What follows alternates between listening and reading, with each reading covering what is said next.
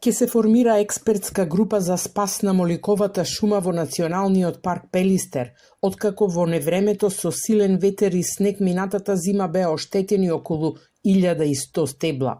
Од раководството на паркот велат дека станува збор за сериозен проблем, но очекуваат новата работна група, која ќе се формира со одлука на влада, да предложи долгорочни мерки за заштита и обновување новој значаен екосистем.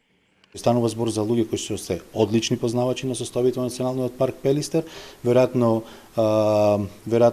во минатото не достигаше на така посериозна иницијатива за обединување на сите тие експерти и изнаоѓање на решенија. За нас важно е како национален парк што навистина сега ќе ги имаме сите тие експерти на едно место, да сите тие ќе добијат конкретни овластувања, меѓутоа и обврски да постапат. Значи веќе во фаза на формирање таа работна група и до крајот на август 2026 веќе ќе ги имаме првите конкретни предлог решенија и заклучоци. По непогодата лани во која Пелистер изгуби голем дел од најстарата моликова шума, теренот беше расчистен и на критичните точки е воведен шумски ред, со што веќе има видливи резултати, велат од Националниот парк.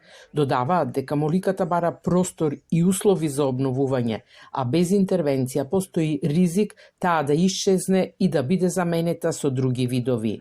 На оние места каде што имаше паднати, скршени, оштетени стебла, ние ги отстранивме, воведовме шумски ред и резултатите се сега видливи, стабилизирана е состојбата, а на тие места може да се запримети и поник од молика. Поради тоа што се ослободи просторот, продре светлината, а моликата е светлолюбив вид, може да се запримети поник помладок од молика.